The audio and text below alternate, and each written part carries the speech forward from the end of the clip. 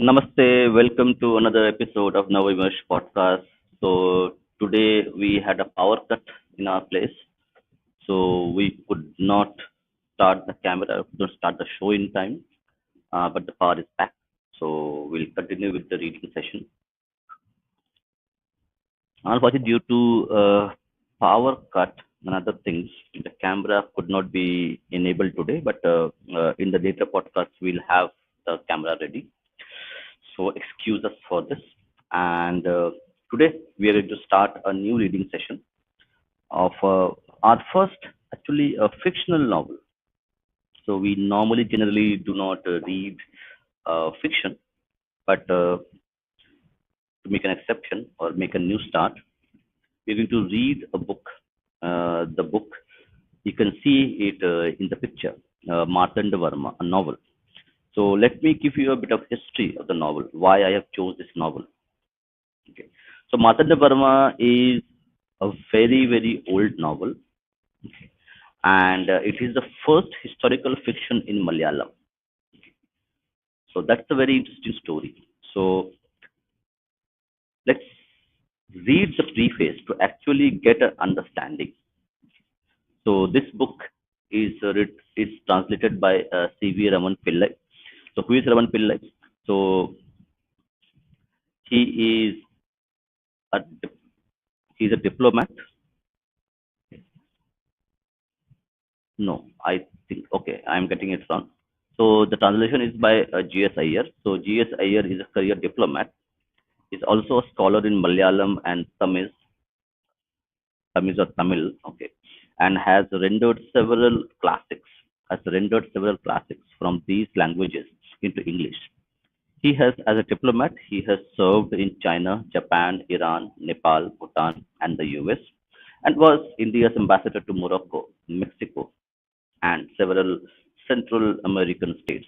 He was conferred the of the Grand Cordon of the Wisdom Allow, Morocco's highest civilian honor, by His Majesty King Hassan II of Morocco. He has also published a China primer on China's history and four crises, a study of his experience in diplomacy. He lives in Greater Noida, UP, with his wife. So this is about the translator, G.S. Iyer, and the novel is written by C.V. Raman Pillai, who was a pretty legendary person in his own right. So let's go ahead and start reading. So C.V. Raman Pillai, an introduction. So a lot of people who are not familiar and people who are actually familiar with Malayalam literature, it's a very, very old book. A lot of people might not know about C.V. Raman Pillai and his contribution to Malayalam literature. So let's read through it. The presentation to a wider public of the presentation to a wider public of the three great novels of C.V. Raman Pillai, respectfully referred to as CV by one and by one and by one and all among lovers of Malayalam literature, a pioneer of novel and now accepted almost universally as the greatest novelist in that language. So he's talking about the language Malayalam, is an apt occasion to look back briefly at his life and times and to reevaluate his work. So we are going to do so this is a evaluation of the works of C.V. Raman Pillai, who is considered the greatest exponent of Malayalam language in terms of non-fiction writing. C.V. Raman Pillai was born on 21st May 1858 in Thiruvananthapuram, the capital of the then state of okay, the name I might butcher the pronunciation, so excuse for this. Tiruvinthakur. Okay. His famous initials derive his famous his famous initials derive from, okay, again, okay, Kanna Karavettil, okay, Velayadu Pillai. So apologies for this because I'm not a native speaker, so I'm trying best to actually pronounce as as I best I could. So uh, Kannakara Vittal, okay, uh, Vilayu Dhanna Pillai, representing his mother's family name and his uncle's name. So the first one is the mother's family name, and second one is the uncle's family name. So in South Indian tradition, the naming tradition, you would add your father's name, your family name, your village name into your name itself. So it's a kind of a family tree when you read through the full name, okay, the full published legal name of a individual in from South India. So you can actually trace from which village or which family this and who is his father is there it belongs to. Okay.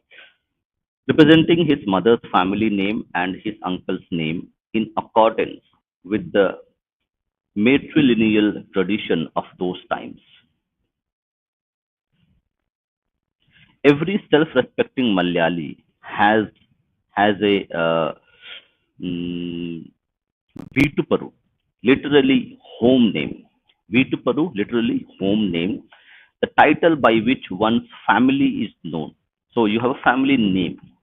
To offer two familiar examples, EM in EMS Nambudri Pad. So EMS Nambudri Pad is a very famous person. So here we take an example.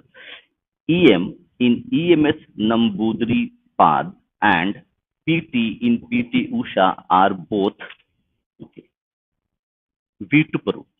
So family name. CV's parents were both employed in the royal palace. His father was well versed in Sanskrit and astrology and had worked as a teacher and copier of texts in the era when palm leaf manuscripts were copied by hand. So in those days, you don't have Xerox machine, so somebody has to copy them by hand, by manually. It was later that he moved to a better paying job in the palace and became an AD of non-cacochical Kesavam, Kesavan Thampi, a powerful grandee who had great influence with Ailam Thirunal. Ailam Thirunal, the ruler of the state from 1860 to 1880 CE, Common Era. Thampi was trained initially in the traditional manner but had acquired a mastery over English and was known for his knowledge of the literature and philosophy of contemporary Britain. Equally important for us, Thampi was the great grandson of Raja Kesavdas, the the Kesav Pillai of CV's of Raja Kesavdas, the Kesava Pillai of CV's novel Dharamraj, who eventually became the long-serving Prime Minister of Maharaja Ramavarma, who reigned from 1758 to 1798 Common Era. The Dharamraj and Ramaraj Bahadur, respectively, eponymous of the eponymous novels. In fact, a fact that became germane to CV's literary life. CV's acquaintance with his influential and intellectual stimulating personage from childhood and the fact that he lived in the Thampi's house on account of his father's employment. The same house once occupied by Raja Kesavdas undoubtedly laid the foundation for his interest in the history of Thiruvindakur. He was also particularly interested in the turbulent 18th century about the turbulent 18th century when the little kingdom expanded, got consolidated, and overcame the threats of armed invasion and subjugation. The themes he developed memorably in his three novels. As a scholar in the traditional mode of learning, his father had put CV in his eighth child through the familiar mill of Sanskrit, arithmetic, astrology, literature, familiarizing the boy with the standard list of epics and Puranas, etc., with the bit of knowledge of traditional medicine thrown in. One can see ample echoes of his education in the many allusions, metaphors, similes in his novels and other writings. C.V. lost his father at the age of 12, but thereafter came under the direct tutelage of Kesavam, Kesavan Thampi, Kesavan Thampi, who saw potential in the boy and sent him to university to study English. C.V. entered university in 1877, barely 5 years after Maharaja's College, the present university college in Thiruvananthapuram started offering degrees. Maharaja's College had been established as an English school by the renowned Maharaja Swati Thirumal, Maharaja Swati Thirunal, who reigned until 1847. It eventually became a college in 1861. Though a small town, Thiruvananthapuram had a vibrant academic and cultural life vigorous, with a vigorous, socially engaged intellectual elite, a tradition and habit the city retains proudly even today.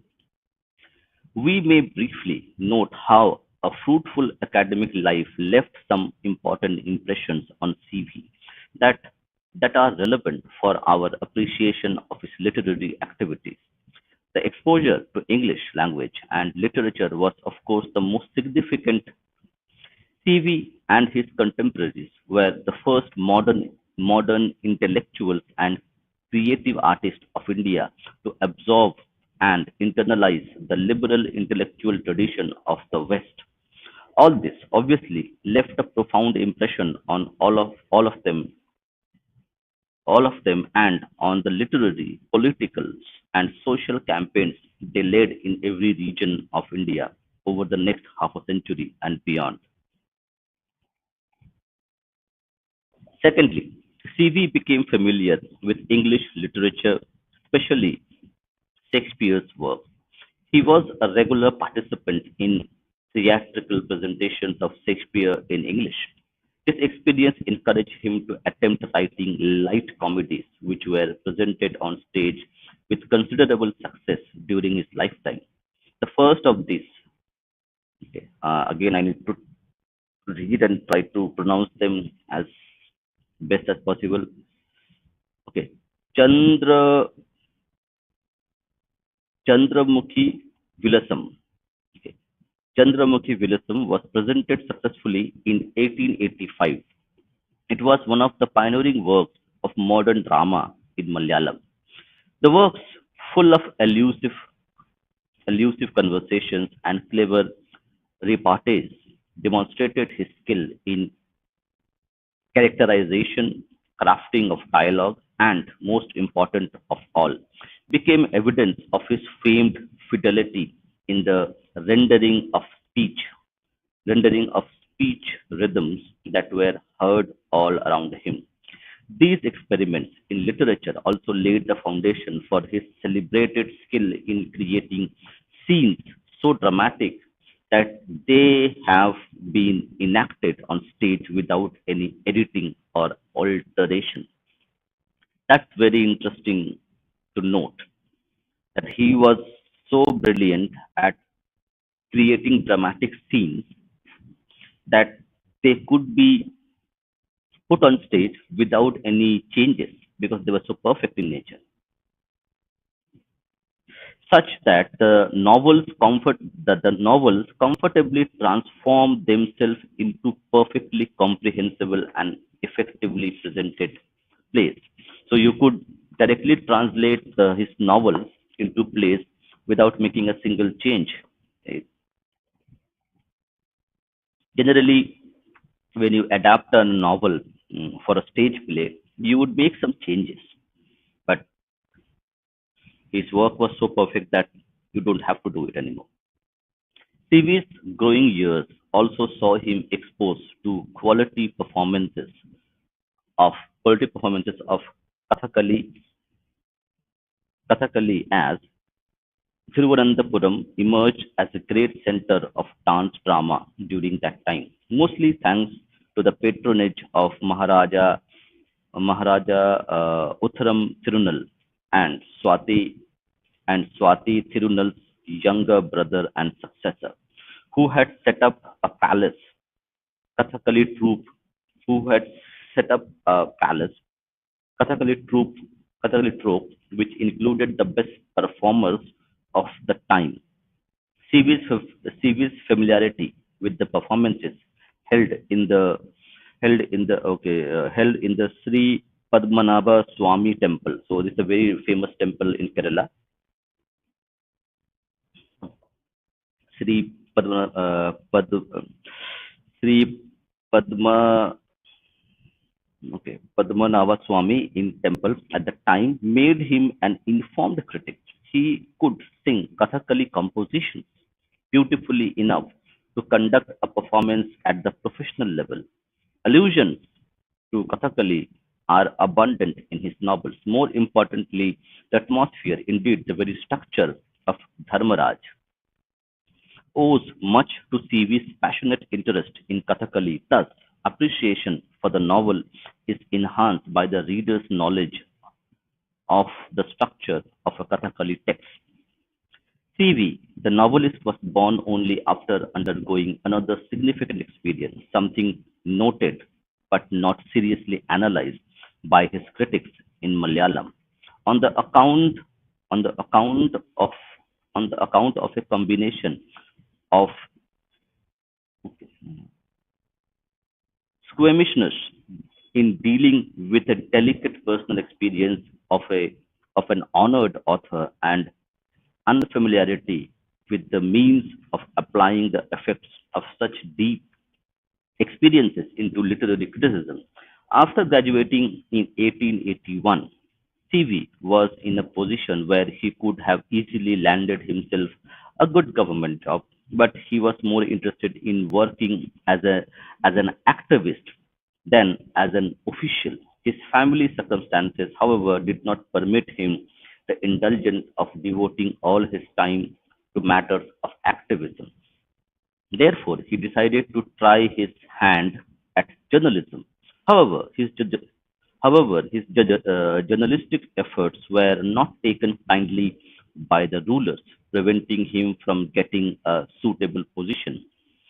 At this time, he also got entangled entangled in a bad experiment of an arranged marriage that lasted for a short time but left deep scars. Feeling pressure from all directions, he left Thiruvananthapuram abruptly and wandered around for several months. For most of that time, in he traveled in Mysore and Hyderabad. He spent a lot of time among the Muslim upper crust of Hyderabad and enjoyed the town. He was almost persuaded, that's very interesting. He was almost persuaded by them to convert to Islam and to marry and settle down in Hyderabad itself. In that moment of hard choice and psychological crisis, he happened to meet a trader from his hometown and was persuaded by him to return home in his company. CV never never hid his experiences in Hyderabad from his future family or the public, and even displayed a photograph in his home from his days in the company of some members. mm, members of the Muslim elite of Hyderabad. So we can see how things work.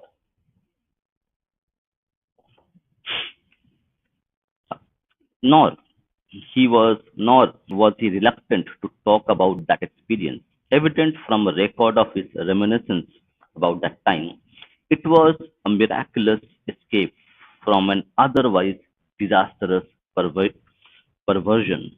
His, his original words in English. Pre-independence, CV was perhaps the first of few writers in modern Malayalam to have had exposure to life outside Kerala. That's interesting. So people did not really travel a lot in those times. So like CV was the first person who traveled outside Kerala to actually experience what happens, how people are like, something that widened their emotional experience of India, and also one of the first to apply that experience to their writing. The only other notables one can recall are Kumaran Asan 1870 to 1921 Common Era. The greatest of modern Malayalam poets who traveled to Mysore and Kolkata for studies, and Vaikom Muhammad Bashir, 1908 to 1996, the peerless novelist, short story writer, and freedom fighter who traveled to almost every corner of India and was engaged in too many jobs and enterprises to be easily listed. In passing, it may be added that the converse has become true in the post-independence era, as expatriate experience looms very large in Malayalam literary output, especially in novels and short stories. Let us note before on that moving on that the sociological and cultural wellsprings for this for this almost unique phenomena in the literature in modern Indian languages is worthy of a study that still remains to be conducted. CV's brief exile also contributed to the enhancement of his knowledge of the region ruled by Hyder Ali and Tipu Sultan, which augmented the realism of his evocation of atmosphere in his historical novels. Both Marthandavarma and Dharamraj have fascinating Muslim characters, and all three novels he wrote have the repeated motif of a major character in Muslim disguise. A character in disguise and a character with more than one personality are such frequent occurrences in his novels, and the use of this device so essential to his craft as to call for a critical study of this technique and its psychological wellsprings. CV returned to Thiruvananthapuram to marry and take a government job in a junior position in the High Court. A far lower level, a far lower level responsibility that what he could have expected with his distinguished academic career and already notable public persona. However, he accepted the job as a necessity in his difficult family circumstances and also because the position he was because the position was not an obstacle to the pursuit of his public activities. CV was only modestly successful in his official career. CV moved up the promotion ladder slowly, finally ending up as the superintendent of the government press, a position from which he retired in 1912 after a furious tiff with the then Diwan. As a power as a powerful social activist and organizer, CV was feared by the powers that be because of his immense influence over the community. As a pioneer novelist, his reputation was great, and in that capacity, he mixed as an equal with the mightiest of the land. He used his pen as a potent weapon in both English and Malayalam to unsparingly confront the authorities on issues dear to him. Therefore, so one thing is very interesting. I think we had also discussed this in our also discussions with HV Didi, the Hindu Vichardhara show. That can an artist be only an artist, or can an artist use his pen, use his intellectual capital to shape people's opinions, shape people's perspective? Can an artist's art can be used as a weapon for good or bad, whatever that may come? But here we see, let me read the portion again for people. He mixed, okay, as a pioneering novelist, his reputation was great, and in that capacity, he mixed an equal, he mixed as an equal with the mightiest of the land. He used his pen as a potent weapon in both English and Malayalam to unsparingly confront authorities on issues dear to him. So he used his intellectual capacity to actually fight his battle. Therefore, his frustratingly slow rise in official life was not surprising. In fact, it was the result of a conscious decision by by the then Maharaja Moolam Tirunal, who had revealed his mind on this matter by saying, I will never keep him above his wants. His exit from government was a blessing for his literary life and for Malayalam literature. As he wrote his second novel, Dharmaraj, immediately after he retired from the government, and Ramaraj Bahadur with 5 years with 5 years of that. He wrote three novels, Marthandavarma, Dharamraj, and Ramraj Bahadur. So the three historical novels that he wrote. His first novel, Marthandavarma, was published in 1891 to a warm and enthusiastic reception. It established his reputation as a novelist with excellent narrative skills and vivid characterization. The book was written over a period of several years. P.K. Parameshwaram Nair, the author of the standard biography of the novelist, has shown that a complete manuscript existed well before, uh, Kundalata. The Kundalata is the first acknowledged novel in Malayalam. So there is an interesting story about, like, you had Kundalata, the first published novel in Malayalam. So, as a novel, as a format of writing. However, Kundalata was published first as a novel, but it is well documented that P.K. Parameshwaram Nair, the author of the standard biography of the novelist, has shown that a complete manuscript existed well before Kundalata. So, the manuscript for the novel Marthandavarma, which we are going to read, the manuscript pre-existed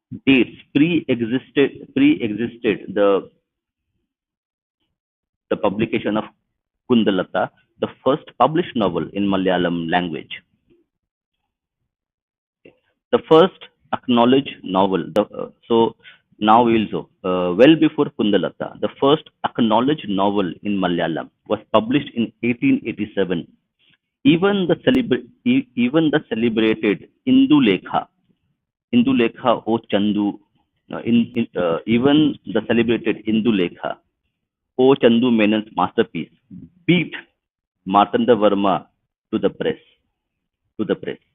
This tardiness in publication that probably deprived the author of the credit of being the first published novelist in Malayalam was more due to the author's financial difficulties than anything to do with the author's creativity.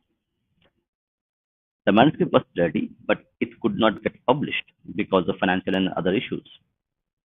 and that deprived the author of the credit of being the first novelist in Malayalam literature. The novel has remained in print ever since and continues to be read and enjoyed by succeeding generations. So, from 1887 onwards, the novel is being published continuously, and in 2025, we will also read the novel. So, it's been a long journey. The novel has remained in print ever since and continues to be read and enjoyed by succeeding generations.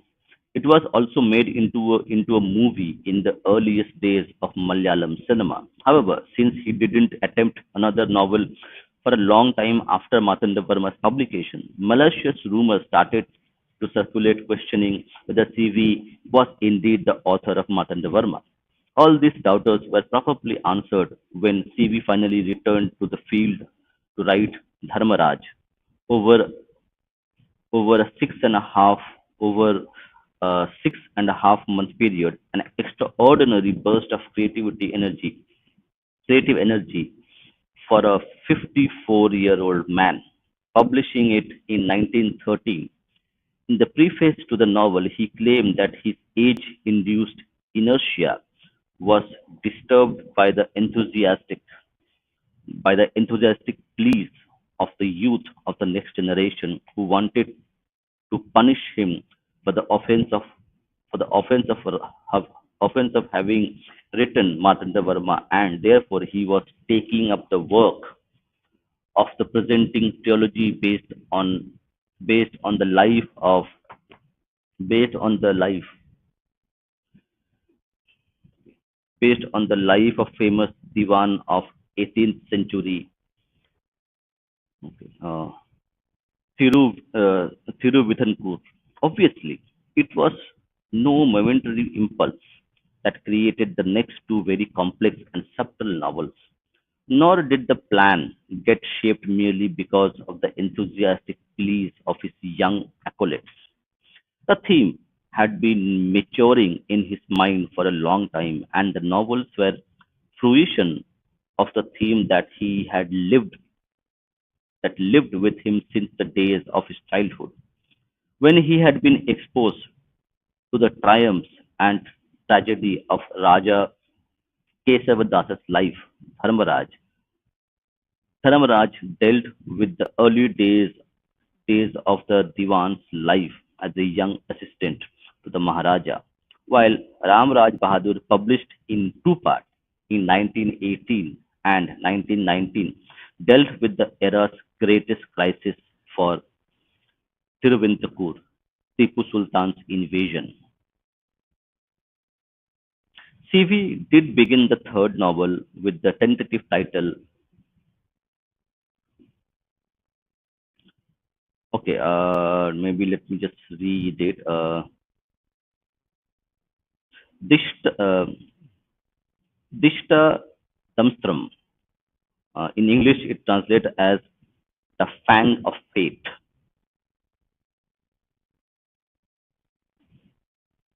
Dishta Damstratam, the fang of fate. Presumably, presumably dealing with the events following the demise of the ruler after whom the two novels already published were named. Raja Kesavadas was sacked and Raja Kesavdas was sacked and imprisoned by an incompetent successor and eventually died in sad circumstances. CV had apparently written four chapters before he fell ill, but the text for those chapters is still unavailable, and even worse, we have no idea of the entire plot of the novel as conceived by the author. CV had suffered from stomach problems for many years, which had become aggravated at that time and passed away on 21st of March 1922. Despite CV's assertion that he planned a series of novels on the life of the famous Diwan, the, the attempted trilogy does not by any means aspire to be biographical. In fact, Kesava Pillai in Dharmaraj is certainly not the central figure of the novel. While he obviously has a larger role as the Prime Minister of the state during a life and death struggle that the state struggle of the state in Ramaraj Bahadur, even in that novel he cannot be said to be the central figure around whom events revolve and evolve as they would as they would if the two creations were meant to be biographical. On the other hand, all his novels were extended meditations on the nature and state of the ideal. All his novels were extended meditations on the nature of the state and the ideal relationships between state and its people.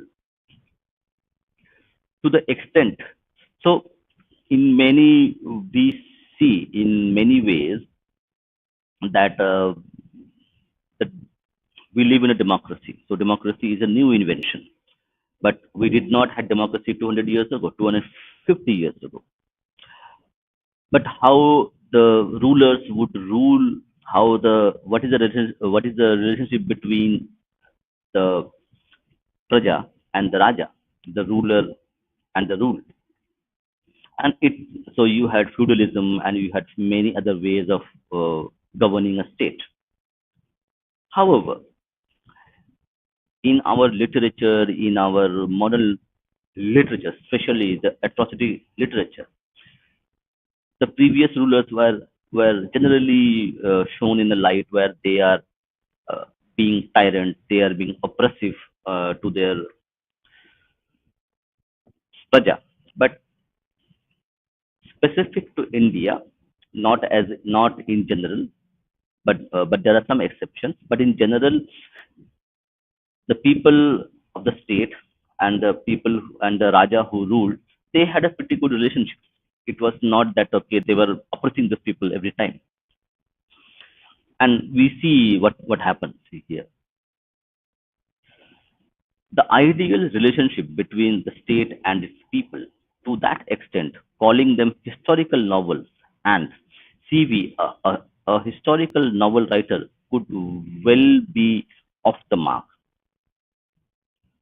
A diminution of his worldview, an approach that would miss out on many an issue he has raised and debated in these works. He took his concerns and found his imaginative recreation of 18th century Thiruvintakur a metaphor for appropriate artistic exposition of his message and concepts. This is also the appropriate context to examine the intellectual world of C.V. Raman Pillai, the milieu that was the foundation for the ideas and worldview that he expounded through his great novels. C.V. Raman Pillai was born in 1858, which was the year of the First War of Indian Independence. So 1857, the First War of Independence took place. So he was born in 1858, which was the year of the First War of Indian Independence was raging across the northern part of our country. For the people of India, there were two lessons from the tragic end of this brave effort. The first was that the ancient regime, the ancient regimes that had led these battles were lost forever and could never again be the means or vehicles for national liberation. The second was that a fresh agenda for freedom that defined its goals in terms of far broader than than a merely restoring political power to native hands would have to be shaped in order to achieve true effective mobilization for a successful outcome in that struggle. This included social reforms, indeed, a social revolution that incorporated a program for moving towards achieving of social equality, rights for women, and their engagement in public life, as well as national economic revival. The equally important for the leaders of this era was the recovery of recovery of our history, as well as the creation of modern Indian literature in its various languages.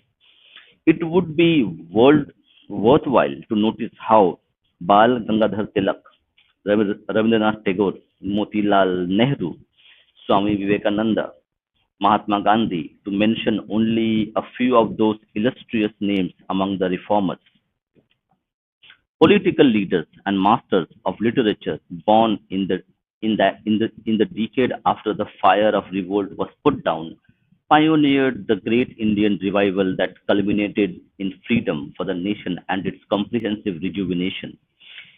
It is in this national historical context that we have to situate C.V. Raman Pillai, the great representative of this movement in Kerala.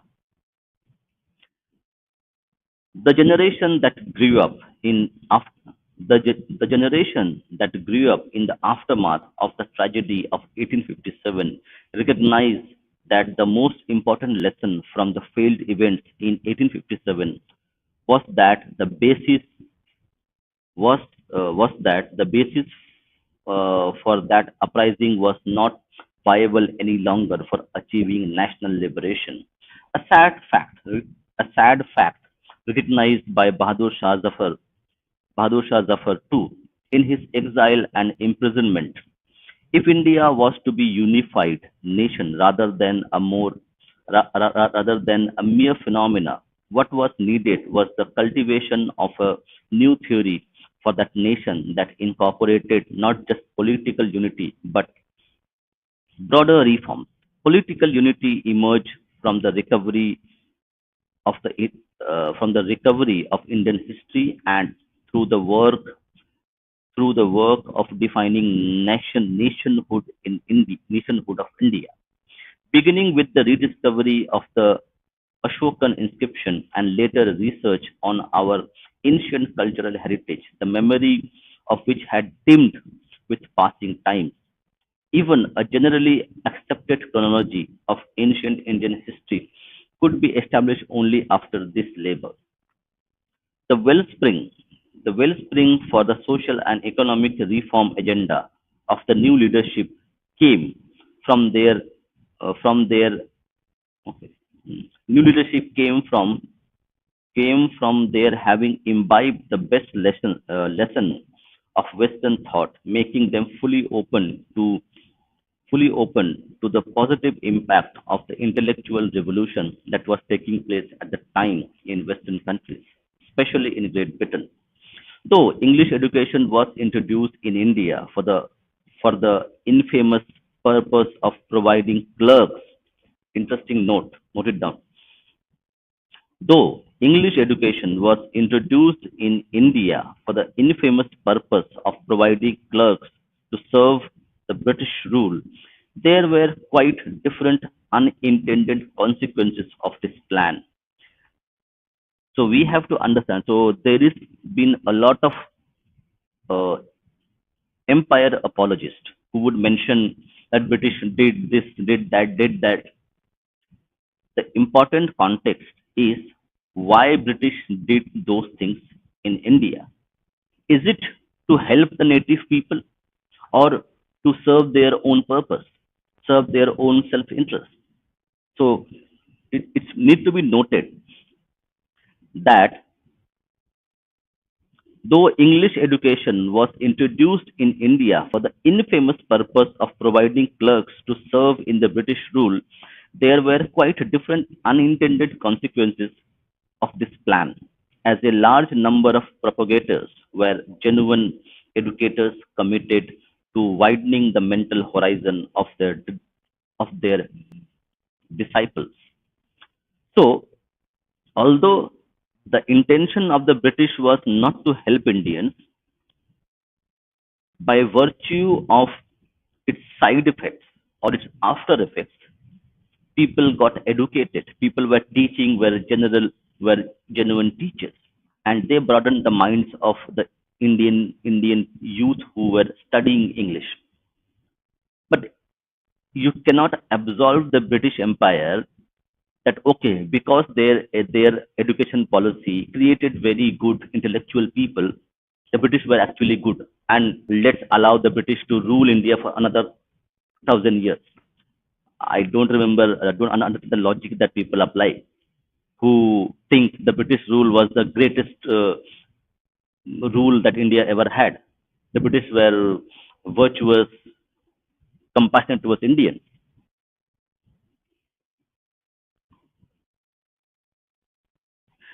That was that was why CV retained a lifelong reverential attitude towards his first professor in the University College,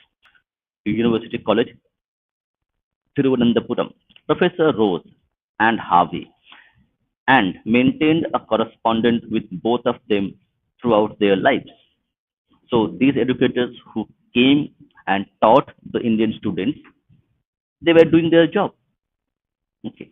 The British wanted to create clerks, mindless, who could not think, who will just follow orders, obey orders, and become good clerks. But those educators went beyond their mandate and taught the Indian students and helped them to broaden their mind that what's happening around Western philosophy, Western technology, Western thought, administration, all they were there to talk to people.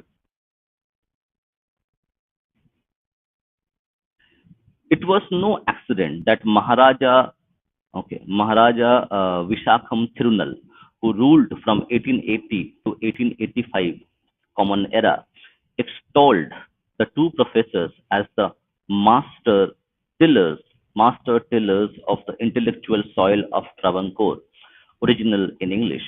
There were innumerable devoted teachers everywhere in India who inspired their disciples to deeper intellectual exploration and service to their own societies. Though Victorian, though Victorian, though Victorian appears synonymous with the conservative and hidebound approach, that era was revolutionary in many ways. Darwin's The Origin of Species was published in 1858, the year CV was born. That single book overturned and made obsolete almost all that he had been written till that day on biology and geology, and eliminated religion as the basis of history and its chronology, as was the case with the as was the case with the West till then. It also erased forever any pretense religion and religious leaders had as arbitrators, as arbiters of the validity of scientific theories. Secondly, parallel developments were taking place in the fields of physics and chemistry, which unified various forms of energy like heat, light, and electricity and magnetism as different manifestations of the same fundamental phenomena, and established that these varied manifestations, which could be defined through algebraic equations, could define fields which have objective existence without necessarily being perceptible to senses. These revelations, revolutionary in concept and philosophical implications, formed the very foundation of all 20th century physics. Thirdly, capitalist systems that had been born in the Britain and spread to the rest of the world and were trying to conceive of alternatives. Marx, the greatest student and critic of that society, of course, worked. Hmm, Namaste. Marx, the greatest student and critic of that society, of course, worked and wrote in London and made the British economy the raw material for his theories. So, uh, because I need to scan the book, and scanning is not working properly. So that is one thing. But I will try to actually scan next few of the books. Okay. Because normally, if I there's no PDF available for this, And okay, we'll try. I'll try to actually scan and see if I can do it again, because scanning takes a bit of time, and I need to get also a printer, actually scan in a printer, not in a mobile phone. But we'll keep in mind, PDF is not available for this book. So but I have to take scan and then put it manually.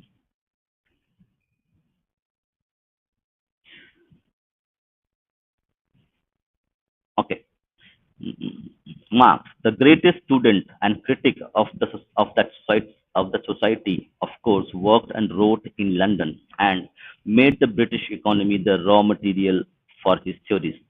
So Marx, the socialist founder of Marxism, used the capitalist markets, money, to actually work against the system of capitalism. How ironic it may seem. Well before Marx, novelists like Dickens had already issued powerful critiques of the social system and their evils. That brings us to the fourth and final fact, which is that this was also a golden age of novel, where again England and English writers were pioneers. Dickens and Thackeray, George Eliot and Thomas Hardy, Melville and Hawthorne from other shore of the Atlantic, and Henry James, who started in America and later became British, well, were all active at that time. Not to forget the greats of French and Russian literature. There was much that was there was much that was useful to learn from all these great movements, and our ancestors did learn from them. How well exposed was CV to these great trends, and how have they influenced his writings? Unfortunately, his library has been scattered and complete inventory no longer exists. However, enough evidence exists, including what can be gleaned from references in his speeches, articles, and correspondence, that provide adequate proof of his extensive reading in English literature, history, and philosophy. To add to his deep knowledge of Indian traditions, his, his incomparable mastery of Malayalam, and his profound grasp of Sanskrit, as exemplified by his uniquely majestic style of prose. Thus, it is clear he remained abreast with the latest intellectual trends abroad.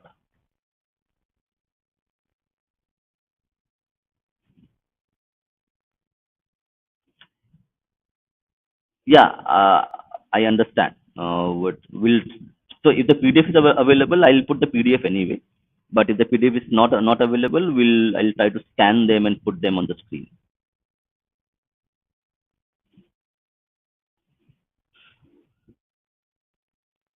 One more point.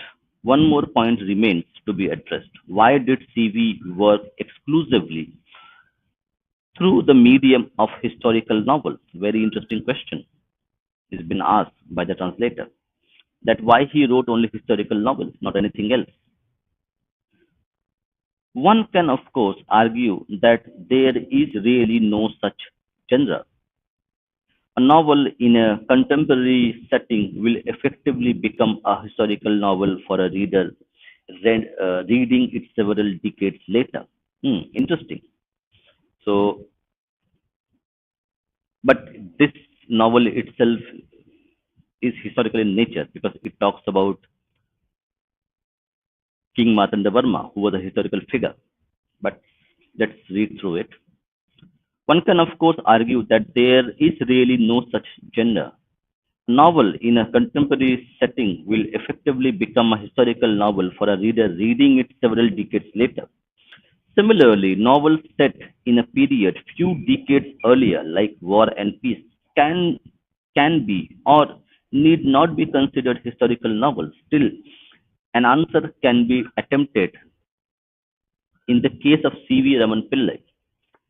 His concerns were political. His novels are all extended meditations on power, its use, its use, and on the question of what is the right kind of government. Interesting. His novels are all extended meditations on power, its use, and on the question of what is the right kind of government. As a man deeply engaged in public affairs, but operating within the limitations of the political circumstances of the time he was writing in, he was writing in, he moved his concerns to the events of an earlier era. Thus, he was not so much writing about 18th century Tiruvintakur than he was about how he, living in the late 19th century and early 20th centuries, was looking at the Tiruvintakur of the 18th century, just as Shakespeare's historical plays dealing with the 15th century England do not provide and were not intended to provide a reliable account of the politics of that century, but rather tell us a lot about the way he and his contemporaries thought about being English. CV used the events of a century or more to lay out his philosophy through the vehicle of his plots. As a result, Shakespeare distorted Shakespeare distorted history. C.V. Raman Pillai too distorted a lot of history for the same reason. Seeing the past for a contemporary purpose, it tells us a lot about how an alert novelist operating in India at the edge of the 20th century, the owner of an intelligence the owner of an intelligence suffused with the best traditional learning and westernized training, used the past as a vehicle to draw serious conclusions about the era he lived in. The great 20th century historian Barbara Tuchman has observed poets have familiarized more people with history than historians. Very interesting. Namaste, the Hindu force. Namaste. Good morning. Suprabhat. So, as of now, what will happen is that for the next few months, at least, we will be reading books and podcasts in the morning sessions on weekends generally, and weekdays. What I will on weekdays there will try to do late night shows or early morning reading session. So it will be divided between the morning sessions where we read, and afternoon and probably evening until the IPL is over. But we will switch back to our normal timing of podcast once IPL is over because people are watching IPL. So podcast doing in the evening doesn't make sense till IPL is over. So it will be morning session, morning reading time, and afternoon we will have podcast on the weekends for the next 1.5 months, 45 days, 40 days. Poets have, so it very interesting point noted by the great 20th century historian Barbara Tuchman has observed poets have familiarized more people with history than historians. As currently, social media applications like TikTok, Instagram, people are hearing news, learning news, okay, basing their thoughts and ideas on short reels of 30 seconds on a news story than reading a full article on that news story. So, same way people would read or recite a poetry and they will learn about history. And we know that you cannot learn about history in a poetry because it's a poet's interpretation and it's not the first hand account of what really happened. Same way the translator mentions it that in the novel Marthandavarma, he has changed historical facts to actually support his political thoughts. So it's a historical novel, but everything we read here is not historically accurate, which needs to be understood. She may have also implied that the poet's telling of history could be more true, could be more true, not only in the sense in which Keats asserted that beauty is truth is beauty, but that but that a poet's retelling, which surely includes all creative literature, has a level of truth which cannot be captured by historians relying only on historical records. This is interesting because generally historians and historical data is primarily derived from documentation, authentic documentation specifically, so that we can corroborate whether you have the same thing documented on many different people at the same time. But oral history is also important because the writing as an instrument of documenting a specific event was something which was not done at a large scale. Writing and preserving the writing was a very expensive business in the early stages. So writing was a very expensive and very limited scope in terms of preserving the historical accounts. So oral history also plays an important part here. So when he talks about that the writer, the poet narrating a historical event in his poetry may be true, and that takes into account, correct, the oral history which the poet might have heard talking to people rather than reading a full document on historical events, which normally historians do, because they need to do that, which surely includes all creative literature, has a level of truth which cannot be captured by historians relying only on written records. Records are created by a small, what I had mentioned. Records are created by a small segment of the society, but history is lived and experienced by the entire people. Poetic imagination gives life to the people who live history, who even make history, as CV presents again and again his novel as no historian can. That is the true value of the historical novel. Okay, so now let me see. Yeah, we will now read the Marthanda Varma and introduction. So we'll read the introduction, and then we will read the chapter one in the next session, because we have one more podcast coming at 12:30 p.m. With a Supreme Court advocate regarding the Hyderabad case issue, and we have one more reading session scheduled in the evening as well. Not in the evening, in the afternoon itself. Marthanda Varma, an introduction.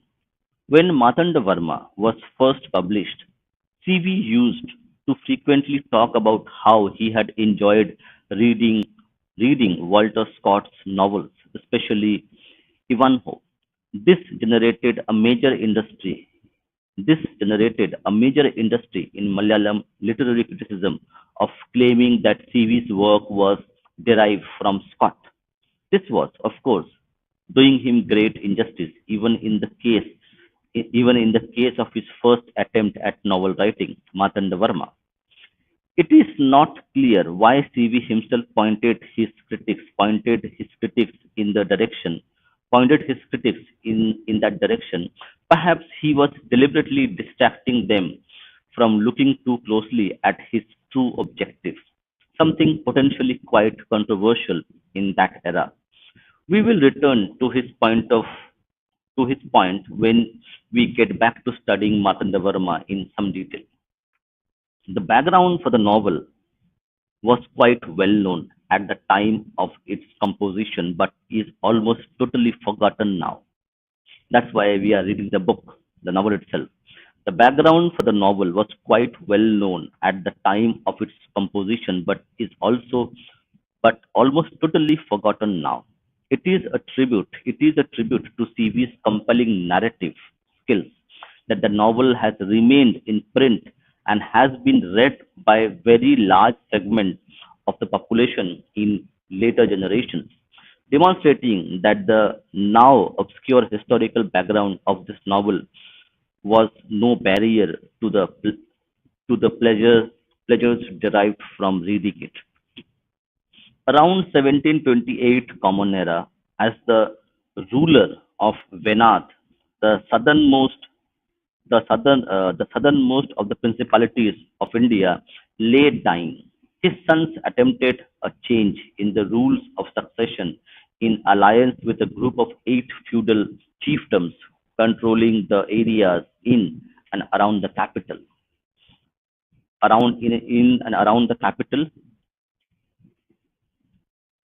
Thiruvananthapuram. They failed to dislodge the nephew of the ruler and his legitimate heir, Marthandavarma, who had. So now we are seeing the the plot of the novel itself. So the plot of novel is like this: around 1728 Common Era, the ruler of Venad, the southernmost of the principalities of India, lay dying. His sons attempted a change in rules of succession in alliance with a group of eight feudal chiefdoms controlling the areas in and around the capital Thiruvananthapuram. They failed to dislodge nephew of the ruler and his legitimate heir Marthanda Varma, who had several narrow escapes his during this uh, in, interim and managed to assume the throne and suppress the rebellion. The defeated parties were eliminated by Marthanda Varma after he was enthroned. Marthanda Varma went on to conquer several small neighboring kingdoms to create Tiruvintakur as it existed till it merged with the Indian Union after independence.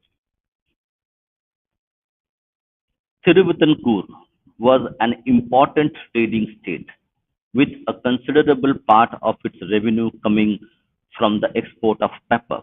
Thus, it became important for the state to be in contact with with the English and Dutch trading companies. Most of its officials, even the Maharaja spoke English and Hindustani. Okay, interesting. Most of the officials of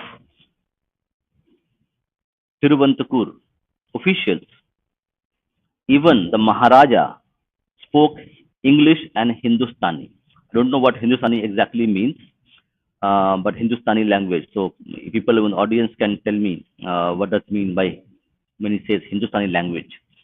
Is it Hindi, Urdu, or some other mixed something? In addition, in addition to having acquired scholarship in Malayalam, Tamil, and Sanskrit. So today, when people talk about why we should teach students three languages, two languages, one languages, you can see that if you want to broaden your horizons, learning as many language is a boon to you rather than a handicap. Tamil and Sanskrit, with these external contacts based primarily on trade that monetized its economy, Tiruvintakur became one of the early modern states in the peninsula region of India. The competition for trade also caused conflicts, the most famous being the Battle of Kulachal fought in August 1741. So this is very interesting one. So this event is actually narrated by Mr. Sanjeev Sanyal in his books as well, and also in his talks, where he mentions the name of the king Marthandavarma.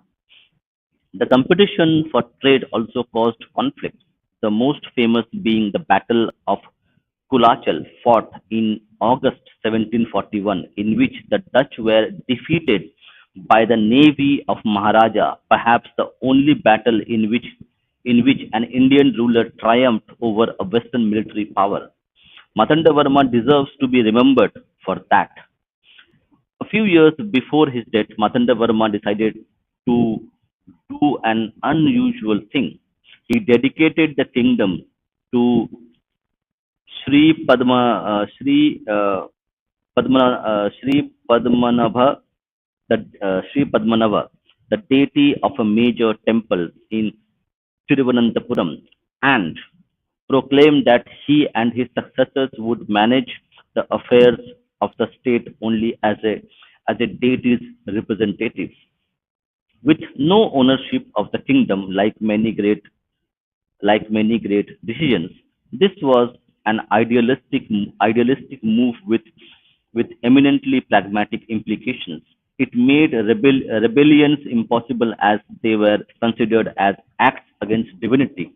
It also barred extravagance and self-indulgence by the future rulers in the use of state revenue, which became one of the reasons for the significantly larger investments in social sectors by Tiruvintakur and its consequent better performance on social indices as compared to almost all other native states. That's very interesting data.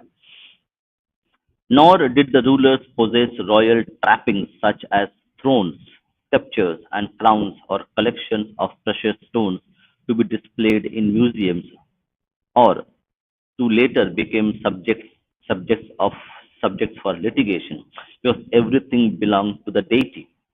Only a small portion of the novel actually deals with this political intrigue. A substantial part of the story is about the romantic relationship between. Okay, again, I need to read this. Ananthapadmanabhan and Parukutti. The first of the 16-year-old main female characters that CV presents in each of his three novels. Significantly, the Maharaja's son, who plots a coup against the legitimate heir, also covers Parukuttu. Then there is the Muslim trading group, an ally of the heirs that offers timely intelligence about his enemies. Their leader, their leader, a renowned physician who cures Parukutti, and one member who is obviously a local man in disguise. None of this has any historical basis. Then there is the story of Subhadra, the member of the family of the ringleader of the group planning to undertake a coup d'etat against the legitimate ruler, who helps the ruler even risking her own life.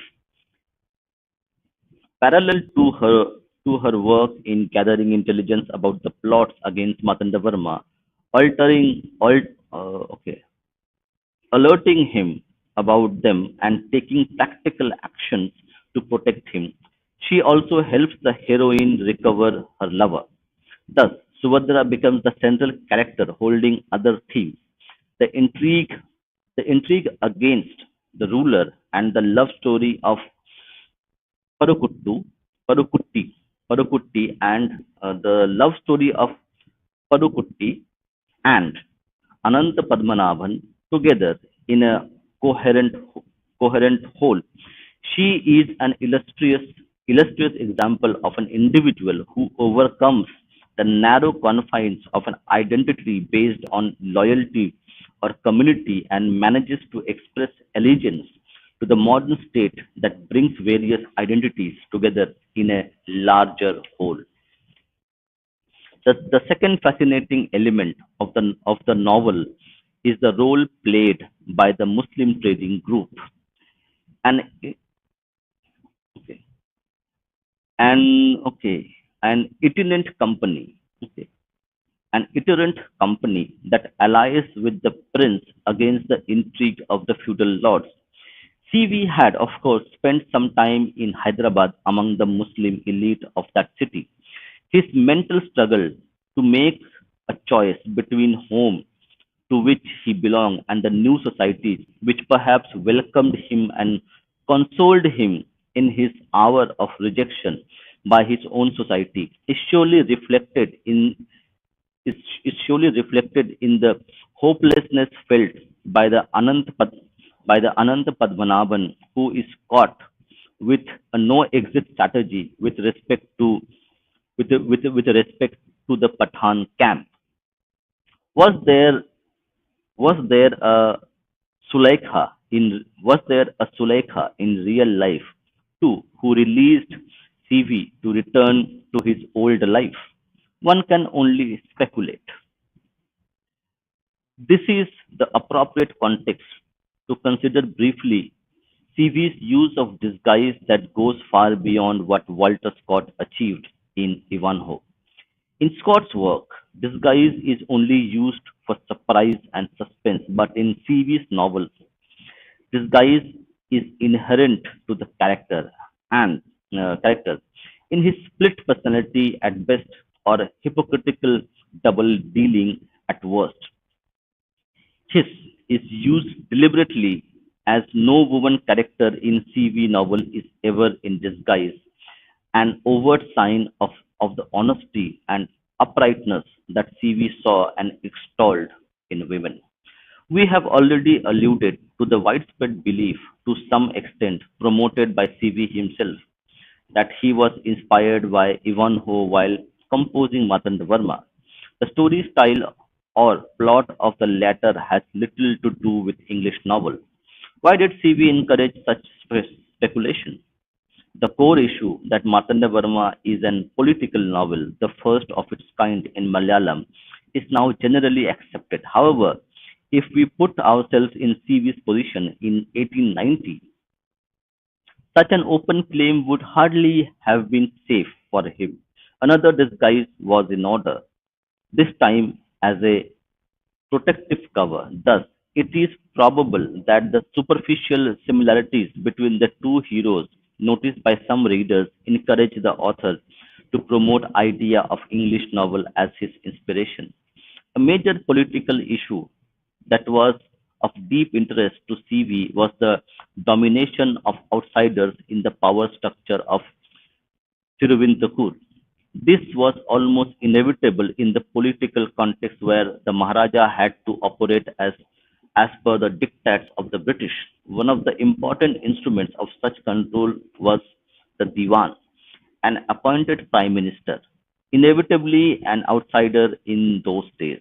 When other tactics failed, CV took the initiative to mobilize prominent citizens to petition the Maharaja, an effort that culminated in the appointment of a local official as the Diwan after several decades. So the Diwan means prime minister. That's interesting.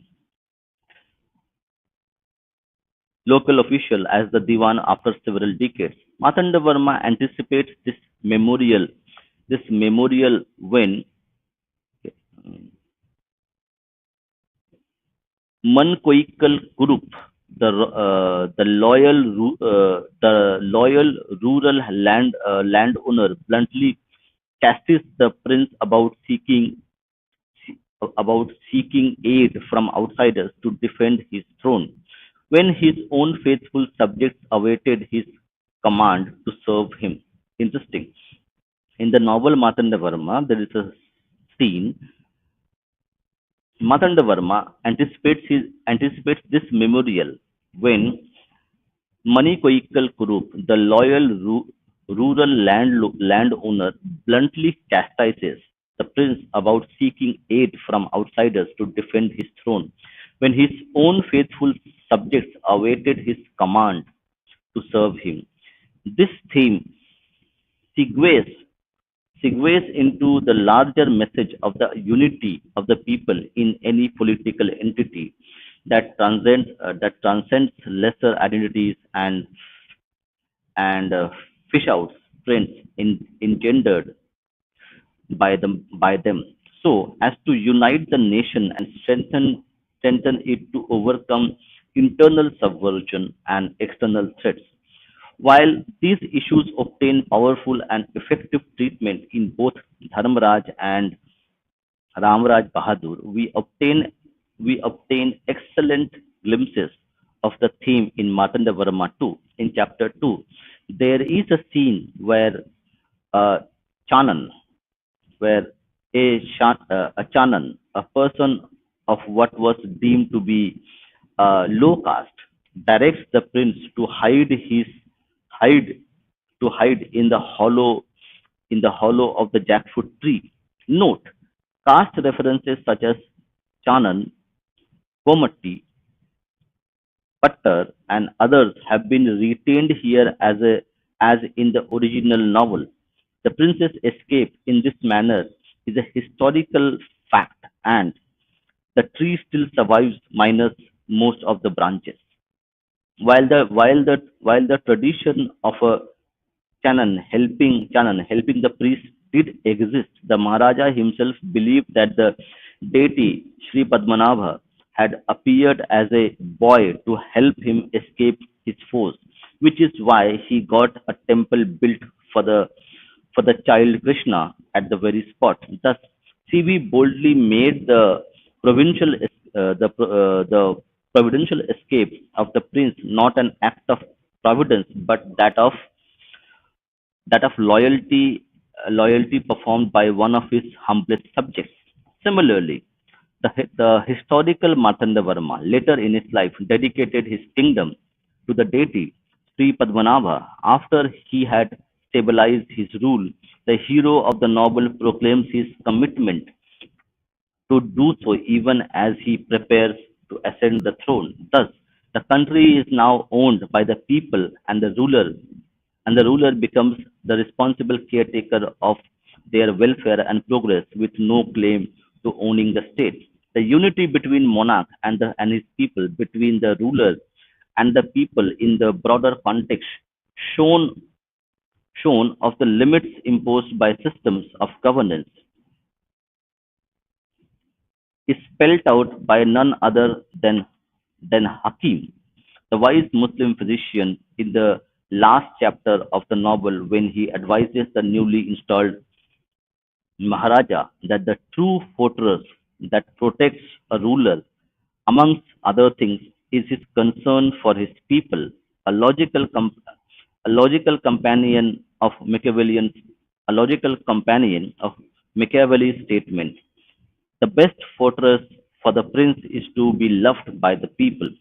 Hakim's statement is fully endorsed by okay, Mangoikkal Kuruppu, the spokesperson for the people, spokesman for the people in the novel, and is accepted with humility by the young Maharaja, with the recognition that whatever virtuous whatever virtues he possesses are to be used for the good of his people. In the magnum opus Dharmaraj, these issues became sharpened and clarified in a stout narration of political intrigue. In Marthandavarma, CV was still coming to grips with the demands of a prose style required to tell a story. There is much evidence that he thought a lot in English and put it down in Malayalam, and something something from writing vanishes in his translation to English.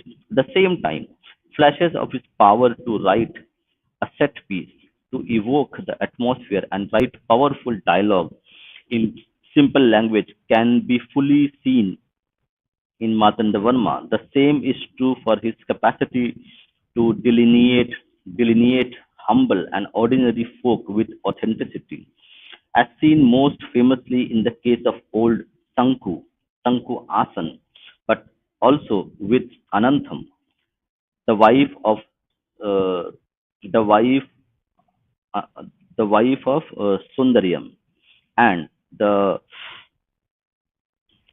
loquacious Pappu. Subhadra's servant and messenger boy. Both of these skill, skills reach their acme in CV's final novel. So this ends the introduction. So we will start reading chapter 1 in our next reading session, and that most probably will happening in next weekend. We'll try to read more in case I get time in the early mornings of the weekdays. So thank you very much for the audience for having the patience and listening to this. We'll try to fix the camera because there is a power cut here, so that's why I could not use the camera initially. And we'll try to also scan the pages so that the audience can read along with me. But it becomes a little bit difficult. Becomes a bit difficult because if we read from the text itself on the screen, the reading becomes bit more superficial. If I read from the book directly, as I'm reading it now, it's a more how would I say, more original, okay, more natural way of reading. So reading from the book itself becomes a bit natural for me, but reading from the text on the screen, it's a little bit more inorganic. But we'll try to find a balance between both of them, so that people can also read it, and also people will be able to. I also read, so I will read from the book, and you will read from the there itself. So thank you very much. So do join us at 12:30 p.m. where we have the advocate from Supreme Court who will be uh, giving us the details on the case of Hyderabad land dispute. Apart from land dispute, it's also dispute about the forest conservation, the environment, animal rights. A lot of things are involved there. So do join us at 12:30 p.m. for that, and we will have one more session, book reading session today in the afternoon, probably around 4 p.m. or something, where we will be reading the third segment of our reading session of rearming Hinduism. So stay tuned for that as well. So thank you very much. Jai Shri Ram, Vande Mataram.